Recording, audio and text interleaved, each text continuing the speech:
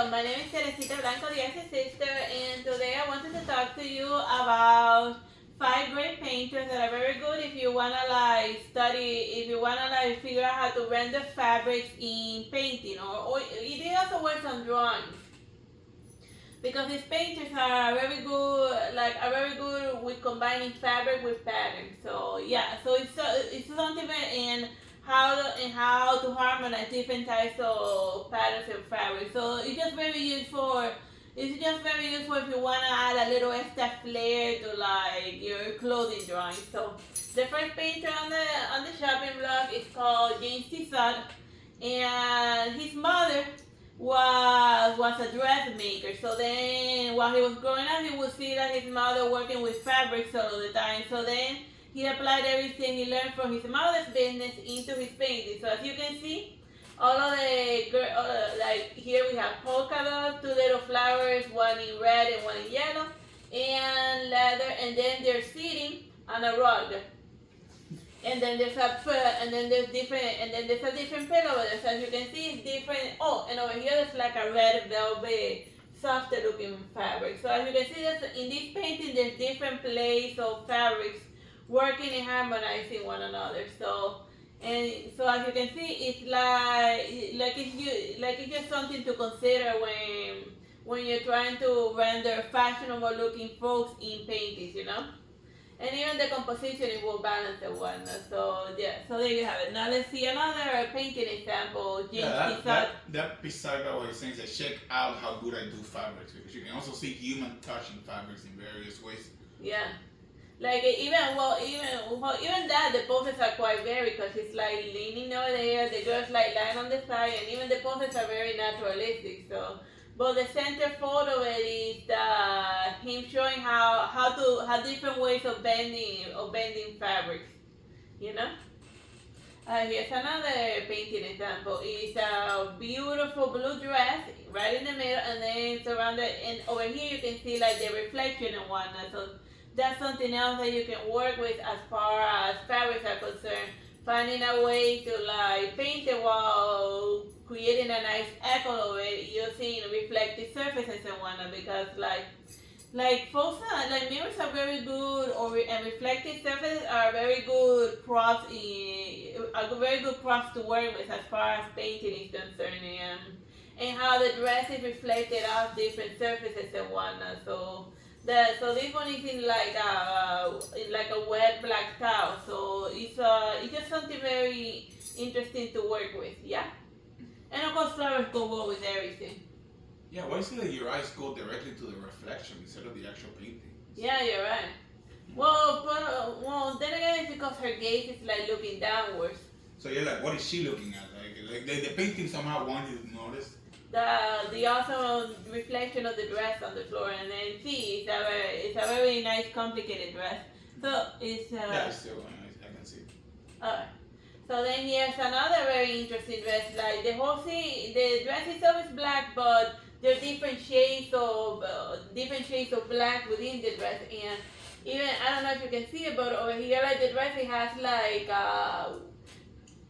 some slight golden pattern. So you have like the coat, a different shade of black, the furry necktie, and the hat and the feathers on the hat, and even her hair is like black golden. So it's like it shows that you can even make variation when just working with the color black. So as far as the study on how to work with different fabrics in painting is concerned, this is like a very good example, and it also helps to put the black dress against a golden background in order to make it pop out, even though it's like a dark color and whatnot.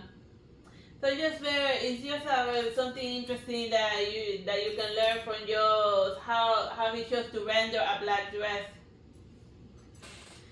Yeah. So here's another good example of different fabrics being used harmoniously in a painting. Over here, you have the red carpet. And over there you also have like the curtain, but the main centerfold is the different lines on the dress. You got like one layer of lines, so the golden top of the dress, the underdress which are black lines, and the blue sash, and also this part of the dress is complemented by the ribbons on the hat and whatnot, and the golden dress combines well with her blonde hair. So you see every little piece of accessory is working in tandem with one another. And then there's even some repeated lines in the little frilly thing that she has, the little scarf thing that she has for merely for decoration. So you can see that the James Tissot, he had a his mother taught him gave him very good female sense of fashion. So yeah. Yeah, he did. He's doing color, like what you normally do with the color wheel, that you echo the color, but with fabrics. This time, something that you would normally do with color, he's doing it with texture. So this, and even the way that the dress folds and whatnot. So this is like very good for for like working with lines as far as dresses are concerned. And the background doesn't steal focus, even though it is awesome. It could be its own painting. Yeah, you can remove the chick and just leave the dog looking at the fireplace, and you're good. But yeah, it's a good painting.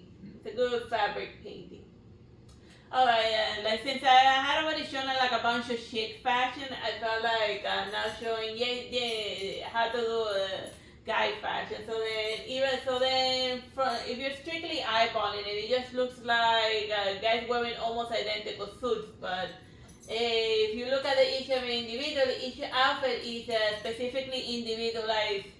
Like these ones are wearing like golden or undercoat and like different shades of neckties. So then these are all like fashionable looking men. And specifically, they're wearing like the flaneur outfit, which was like the outfit that like guys wore whenever they were going to the city to like be the pretty boys. So yeah, and to like go to the cabarets and the brothels and all that stuff, vividores. Yeah, they are all flamel and they're all individualized, and they all have the same fashion. While each of them, each of them express the personality of the person. Yeah. So see, there's a bunch of there's a lot of individual touch and whatnot. And this guy's like almost falling half asleep, and even the pants, there also some of them are different colors. And this one, and with the overcoat, they add different types of accessories to it. And some don't even use like the black coat, like that fellow over there that just wore a brown coat to the party and a different color hat. So they're unified as a whole, but if you look at the painting from closer up, you see differentiations and whatnot. And even in the shoes, because this one's like has a little brown shoe, so not all of them are wearing black shoes and whatnot. And the Dalmatian is just a Dalmatian. Yeah, there's a Dalmatian. Yeah, because dogs are considered masculine. A bigger dog is like a masculine thing. Like you notice in the other painting, like the small pet dog, that's a female. No, even the dog, you see that the necktie is like a golden line. So, and even his collar is designed to go with the woman's dress. So the dog is a fashion accessory, or the noble woman that pet the pug. Yeah, I think it's a pug. While the Dalmatian is a fashion accessory. Yeah, that's a hunting dog. That's yeah. Well, the Dalmatian is a fashion accessory of this man. Yeah. So yeah. The fact that there's a hunting dog over there tells me that maybe they're just waiting to Yeah, well, it's called the Circle of the Rue Royale. So yeah. They mean business. Mm-hmm. Yeah, they're gonna go hunting later, but they're waiting for the sun to go down. So or something. Actually, that's not like a hunt. They're not dressed like hunters. They're dressed to go out to the cabaret. Oh, so they're just waiting for the night to come. Yeah, they're waiting for like the night to come in order to like go out and party and stuff. Yeah, and the dog is just a dog. The dog is just part of my outfit. It's Roddy, yeah? Yeah. Yeah, the dog is a fashion accessory. But... Alright, the next painter that I wanted to show you is Edward Blair Leighton. and he doesn't like fancy fabrics, but the painting style that he liked to do was like he was more into like the romanticism period and like medieval art. So all of his paintings they're like the fashion of back in medieval times. So as you can see, like the fabrics are very nicely rendered and very realistic and whatnot. So who knows? Maybe he had like a bunch of old medieval dresses in his house that he could get like paint for real life. And there's a different interplays of fabric because we got like fur over here, we got like the scene they're sitting on, stretching all the way over here, and then we got like her fancy dress and her whatchamacallit, in her like princess thing. Well, I think she's more of a queen, and the king is like being like, well, is that musician hitting on my wife? He's like, you think? Because like the purple robes, those are usually, and obviously the king crown, that's usually the stuff worn by kings. So this is not Macbeth? Well, no. Oh, it says historical genre. Yeah. So it's historical paintings, but of then and fooling around. And not like he's not like trying to display like nice going doing like serious stuff. It's just focusing on like how medieval people used to live in a chill out type of sense when they weren't worried about the plague. So yeah, So the that's thing why. is like, what is that musician doing? Oh, and there's extra fabric here because she was sewing this. Over here there's like a loom thing, and over here is all of the little balls of yarn that she was using in order to make a cute little medieval angel. So you can see there's even extra fabrics there, a bunch of different types of fabrics being displayed in this painting alone. So, and how they work harmoniously with each other and whatnot. And even though he's a peasant outfit, he's still able to render an interesting pattern in his tunic that is echoed by the design, by the floral design of the harp. Oh wow. And then here's this one, bunch of different little princesses with the main one in this beautiful golden dress, but you see how like it's very shiny, and then and it has like fur on the end. And the center focus is this guy in red, so it's like a reverse Sleeping Beauty because it's the woman that's about to kiss this guy that fell asleep or whatnot, and the other she's like, is this crazy shit gonna do it? And whatnot. So there you have it. So it's like, and the gargoyle also has his eyes looking down, which is like a extra creepy touch. Yeah, why is the gargoyle? Yeah, the more you read the gargoyle. It's weird because it balances the whole thing really well. Yeah. Like I feel like the guy didn't know how to balance it, and then he's like, you know what? I know what's gonna balance this painting. I'm gonna put a creepy gargoyle. You see the number of fun in that? Yeah, I see. Yeah. So there you have it. And the center focus is a guy dressed in black. Also, all of your eyes are immediately drawn to him because he's in the center of the painting, and he's also wearing the darkest outfit in there. But even though he's dressed in black, there's like differentiations and whatnot, and even like little golden highlight borders. So that's just something interesting to consider when you're trying to render a painting where you have one character dressed in light fabrics and the other one dressed in darker fabrics. How to best harmonize it in the painting where it's not like a stark contrast, or if you just want the entire eye focus to be the person dressing in like black and whatnot. That you can surround him by people dressed in very light outfits and put him like right stuck in the middle of it. Alright, so then the next painting is here we have like this, they're watching a military parade, as you can see, like all of the guys over there. But if you notice something, one of the little soldier guys is looking up over there, so maybe he's passing by his family. Oh no! Here, this woman, she's pointing down over there, and then this grandma over there is like looking down as well, and they're also watching it. So maybe she's like pointing at her sweetheart. Yeah, so and he's then, like saying, no, grandma, that's him. He came back, and then the grandma's like, oh, really? Oh, really? Oh, so that's the guy that was courting you, and then he went to war and stuff. Oh, is that? So it's just she's showing her grandmother the military, the soldier guy she liked, well, not her. while her grandmother or her regular mother is just silently judging him as a mother-in-law, looking into her little spectacles.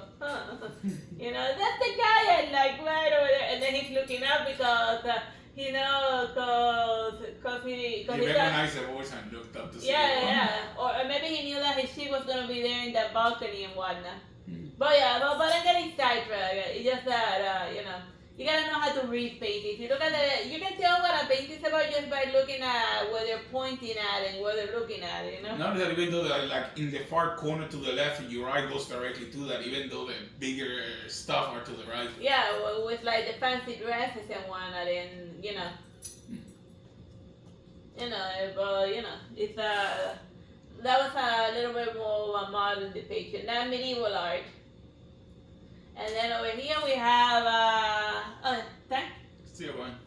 And then over here we have a textile merchant, and then over here a guy who sells fabrics for fashionable ladies, and then over here you have like all of the sheets in like fancy dresses and whatnot, and just looking at the little fabrics.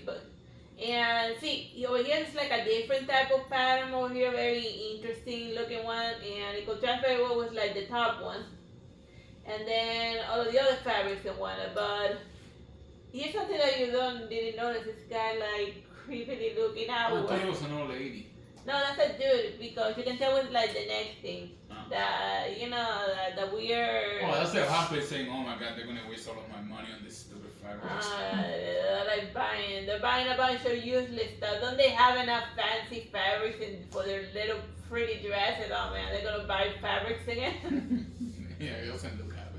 Yeah, and over here he has like a whole bag of stuff that he's gonna unload on those women. So it's like a traveling salesman. Yeah, and then they're just checking out what he has to offer. But yeah, as you can see, fancy looking fabrics. And then they balance out this guy with like the judgmental father in the background saying, oh, these chicks are wasting my money again.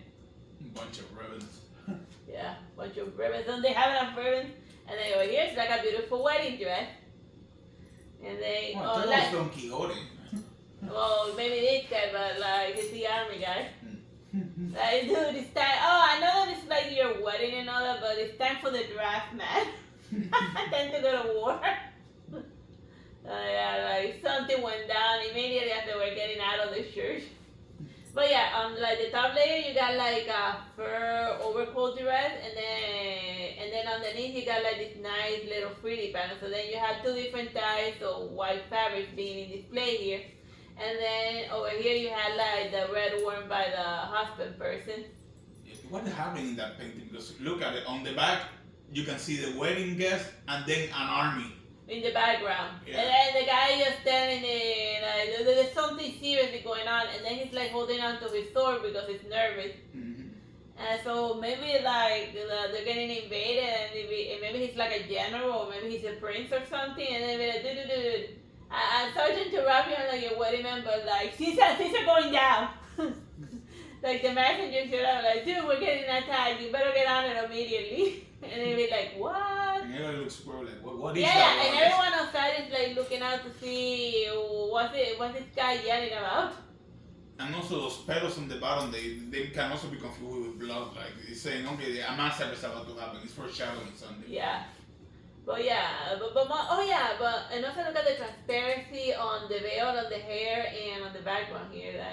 Like one of the hardest things to do with fabrics is like transparency. Tell me about it. Yeah. That is something else. But yeah, you can do transparency even on white fabrics. The next painter is Auguste Tormuche. It's French academic. Well, most of them fall under academic art, because these are like the painters that were painting while the Impressionism was happening. And obviously people don't know them in modern times because like a bunch of rich guys bought a bunch of Impressionist paintings at like $5 a pop. So then they only teach Impressionism in order to raise the value of their paintings while these other painters they languid in obscurity. Well, that point aside, over here we got two performances on a day teasing. Maybe it's like a play or something because of how stagey it looks. And also, there's no food on the plate, so perhaps it even is a plate. A place in our sense. So then this gets dressed like a period, so then that would mean that she's a Colombina. So it's Now you like gotta explain what a period and a colombina. they're a type of clown. They're a type of clown. They're an archetype, you know, like a mime or something. Mm. And then they appear in specific types of play where the period we're about Caruso is just a period complaining that his wife cheated on him. That famous one. So that one was that famous one. So yeah, so then they're performing a play scene. So then over here you have like the weird, like the fancy white puffy fabric, and her fabric is more like and even semi-transparent, more glossy feel to it. So it's like very interesting and whatnot. And also over there the tablecloth and the carpet and even the chairs. So then you have bunch of different fabrics to take into consideration and whatnot. Yeah, taking the back looks like a painted stage. It looks like Yeah. like a stage, not like an actual Place. Yeah. Over here, oh yeah, this Oh one wow! is. Almost making eye contact with your soul. Look at her eyes. Yeah, this is called the Young Reluctant Bride. Yeah, I am not marrying that guy. I'm not marrying that old guy you got for me. I'm not married. And then her sisters are consoling her while the other idiot little sister be like, oh, look at the pretty veil. I want to be a pretty British bride too, but she's not happy about it. She's like, no. Does I say no? No, those eyes say I'll bite it off. Well, that's not important. Like she's wearing like her dress has like a lot of puffy fur-like details on the neck, and it's being echoed in the red and black dress over her sister or maybe her mother. No, I think this was the mother. And then she's like wearing like this fancy shawl. And in the background there's a huge tapestry and whatnot as a part of the decoration. So you have over here different examples of fabric or different types of textiles and whatnot and patterns working together in perfect harmony. This one is, this one's like a chick trying to read, but she's not into it. Lazy afternoons. And here's another, and as you can see, like the dress has a lot of fancy patterns and the couch as well, and even the throw pillows and whatnot. So it's a good interplay. Oh, and even nice combinations of lines and pretty patterns and whatnot. Now this looks like you interrupted her while reading, and she's like, "What? What is it? What do you want?" Can you see that I'm reading? Can you see that I'm reading? Whatever you have to say is not more important than this Kafka book. I think Kafka was alive and writing back then. Yeah. She's reading Metamorphosis. She wants to know what happens to the guy at the end. Yeah. What's in the middle of the book? Yeah. It's a spoiler alert. You're not gonna like what happens to the guy at the end of Metamorphosis. Yeah, and then over here she's like getting her hair done. But that's more of a nightgown. It's she preparing for bed or maybe like putting her hair down. So maybe she's like getting ready to go to bed or maybe with her hubby or something. Yeah, because of the random flower that has nothing to do with anything. Because you wouldn't go to bed wearing like a flower like you're not going to sleep if you're wearing a flower in your nightgown. Yeah, she's getting ready for some action to consummate her wedding. Yeah, because the flower is taken over here from a bouquet that's on the table, so... Somebody gave her flowers. Yeah, and she's getting ready to put out. She's putting her hair down. So yeah, well, and then more importantly, like the thing that is part of the whole blog is the whole little fabrics and whatnot. Like there's actually a very slight little dotting patterns on the white dress, and it's combined with like the blue dot, with the blue dress and the weird dot patterns of the nightgown and whatnot. You can see some of the patterns and styles for the drapery that I use a lot in anime being used over there, you know, the tricks. Yeah. Like the folds. Oh yeah, like lots of folds and whatnot. And it almost looks like an open kimono. Mm-hmm. And then over here, like, I think that's the same chick from that was reading the book, talking to like her friend, and then they're like hanging out in the garden, and then we got like two different interplays of a white dress, but the focus naturally the chick was like the blue umbrella, but the blue is also equal on the head ornament of her, and the white is equal on like the white stuff on her hat and whatnot. So these girls, they like the painter, he will color match them together so that they will both harmonize. By it's just that when you repeat a color in a paint, you can just like have one area with only one random color. You have to repeat it elsewhere, otherwise the painting is just gonna look unbalanced and whatnot. And this painter is also doing the same with like the patterns and whatnot by creating echoes over here and there. And of course, like the flowers are echoed in the extra dotting pattern, so the blue scarf and whatnot. So that's something that you should consider when you want to do like fancy pattern dresses. You need like a background that echoes that a little bit. Otherwise, it's just gonna look Otherwise, your painting is gonna look unharmonized. Yeah. That echoes it without overtaking it, because notice that there's a lot of green to make sure that the other things stand up, but the colors of the flowers repeating the background, and the color of the house repeating the dress, and the umbrella has the same Yeah, colors. because it's like a white house, white dress. So you see, one on the top and then one on the bottom, and that way the painting harmonizes itself.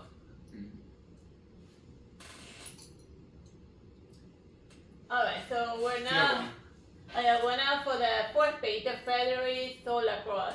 I chose this painter like more specifically because the dresses that he does are more towards the satin, very shiny, very shiny. For those that like to paint a lot of high reflective surfaces, so this is a good guy to study for as far as rendering of shiny fabrics is concerned. And like you see over here, like lots of, and even like the guys, like lots of sweet pastel, very high Barbie pink. And over here, the pink of her dress is echoed over here in this tropelo. Yeah, this is almost Tintoretto saturation. Yeah. It doesn't get that high, but it's very, very saturated. Yeah, it's like very blue. And even like the blue of the guy's outfit is balanced out by this weird little blue flower. So he couldn't like find a good place to draw a large amount of blue, but in order to just say that he balanced it, he just drew a splash of blue over there. So that's something you can do in order to trick the brain into thinking that the painting is harmonized, because you got blue over here and blue over there, pink here, pink over there, and whatnot. So then that's how you harmonize a painting. That you don't need to put like a very big. Oh yeah, look at the transparency here over there in the little. Well, you also saw a little bit of blue in the sky as well, like slightly. Very, very, very soft muted, because it's more gold than the water and whatnot. And then over here we got different another textile merchant. Selling fabrics to the woman, and then we got like fabrics in the middle, but most of the painting is focusing, and then you notice that the fabrics of the woman are more elaborate than the ones of the noble woman, because using their outfits and their fashion, they're advertising that they sell lots of pattern dresses and whatnot. So then they're selling to the noble woman a fancy little shawl and whatnot. So then that's something that you consider to have in the outfit of the person invoke the thing that they're trying to pawn off. So since they're fabric seller, they wear outfits that have lots of fancy patterns in order to sell their craft. And then over here we got a very muted soldier outfit, being played off a very fancy pink red frilly outfit. And then his outfit is, is harmonized. Like he's harmonizing his. Well, the gold and the black is also repeated over here, very hidden in the background in this base back here. And the pink of her dress is repeated in the fancy sheer and whatnot. And his belt, and also the feather hat. So, and the rest is just golden. And and you see like the blue over here, it's also repeated over here. So you see, it's trying to harmonize the different fabrics and elements and complexity. And since he didn't want to have like too much complex black and gold in a dress, he ended up just putting a fancy looking vase in the background that had the colors of the soldier. Time, bro? Hey, it's still going. Okay. And then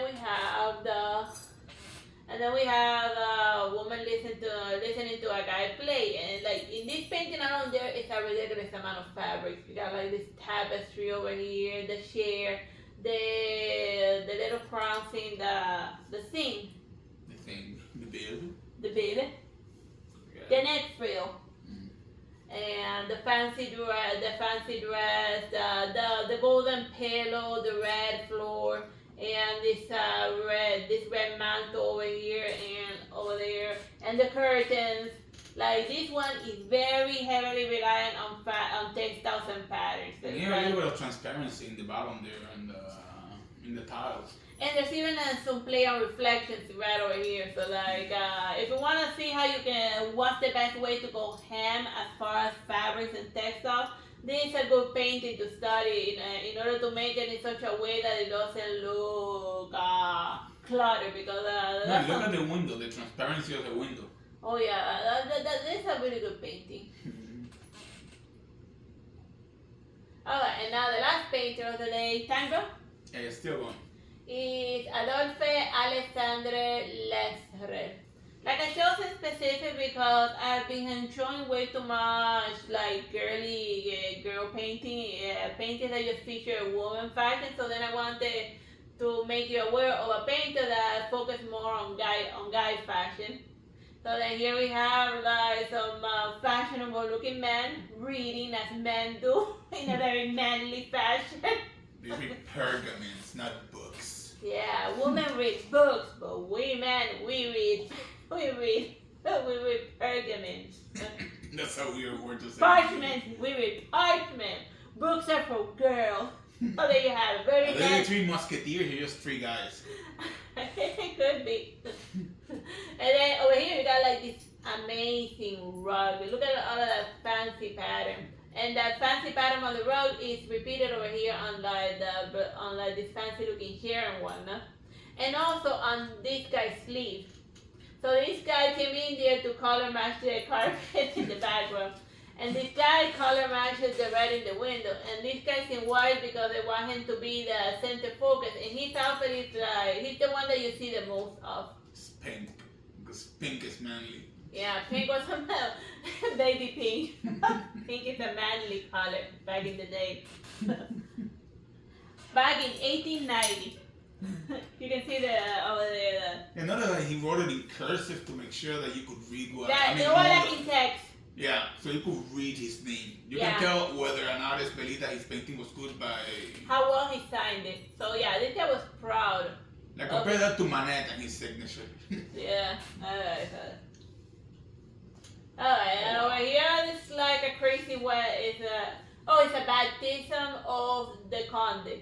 So yeah, over here. I see the baby right there. Yeah, the baby's getting baptized, and like the grandma's darting over the baby. And the woman that's carrying the baby is not the mother of the child, it's the wet nurse, because noble women, they only saw the children when they grew up. Because they had to like be pretty with it was tradition that like that rich women wouldn't like raise their children and whatnot because they were too busy being like the fashion accessory of their husbands. But I'm getting sidetracked. So over here you got like the fabrics of the musician, the kids bringing in all of the stuff, the woman singing, and the carpets on the floor. But most of the fabric stuff is located in the middle. The background is mostly architecture. But over here you get like a big interplay of different types of fabrics. Of both rich and like noble, of rich and poor. But since this is like a castle and whatnot, everyone's like dressed fanciful, even like the poor people, because even your servants were finely dressed servants were a fashion accessory within the castle setting. It's like we're so rich that even our servants dress like kings. So there you have back there. Yeah, time is still going. There you have back there two servants, one in the middle and the other one to the side, that are dressed with extremely well. With luxury, because you know you gotta have your fancy looking servants and whatnot.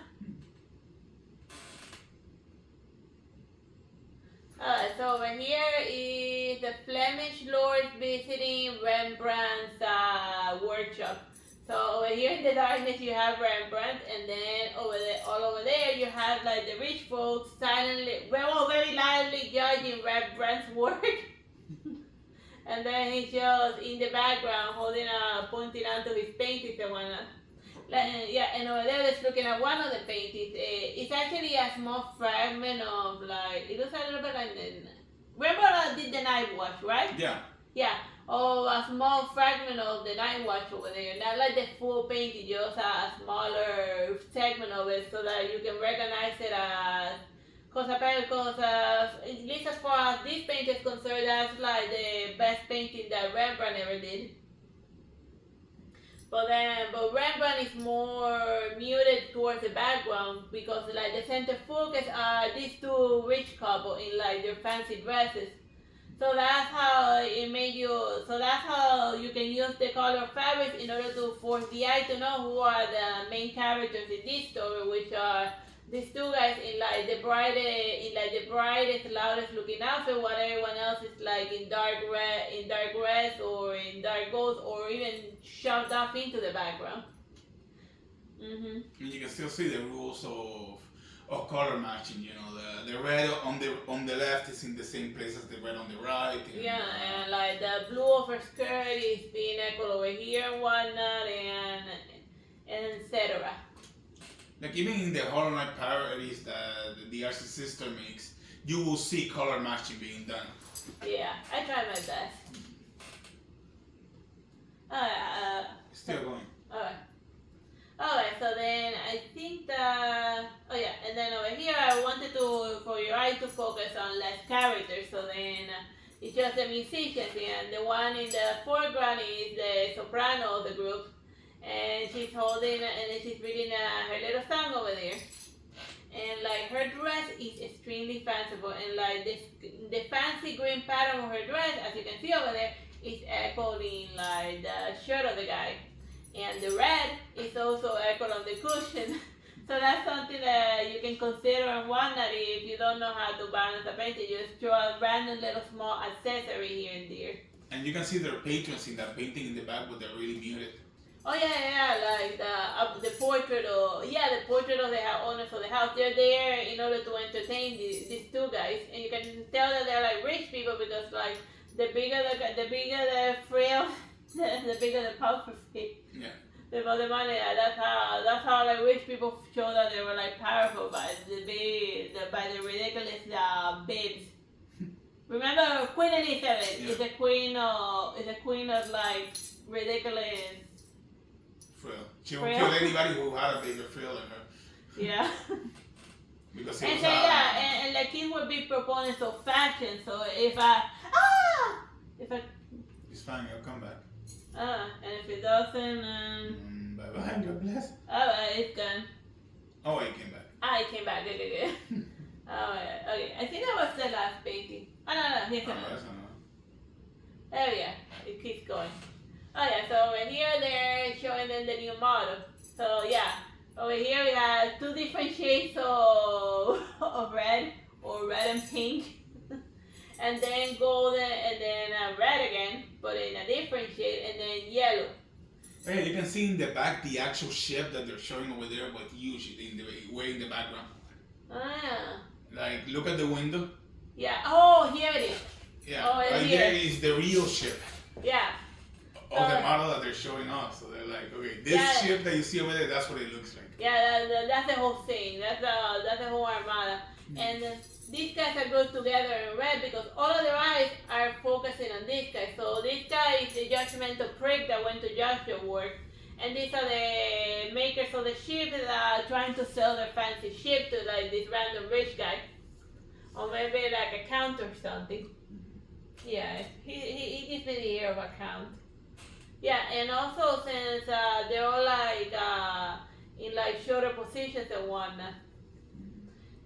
No, like these ones are like selling like the younger apprentice, but I feel like the main one who designed it is this old guy that's like sitting in a with his cane pressed forward in a same domineering manner as this guy. So there you have it. That's how you can tell who's like the main designer or whatnot. And also he's the one that's in the foreground. These two characters are the main ones that are in the foreground.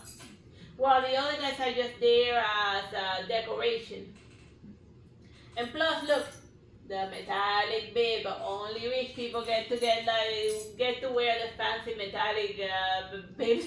So I think there are two patrons, not just one. Like two people came to buy a ship, and then the guys in the back are telling, "Oh yeah, this ship is awesome." No, I feel like this one's the designer of the ship, and this one's like the buyer because he's more because they're connected by the color red. Oh yeah, you're right. Mhm. Yeah, then the other guy, the one that's sitting down is the owner of the company, who's Yeah, and the other ones are like the salesmen, you know. And this guy's a prospective buyer. And over here, the deed of the ship. So yeah, let me see. I think that was the last painting I wanted to show you in order to I hope you have fun looking at the fancy painting with fancy fabrics. Bye bye and God bless.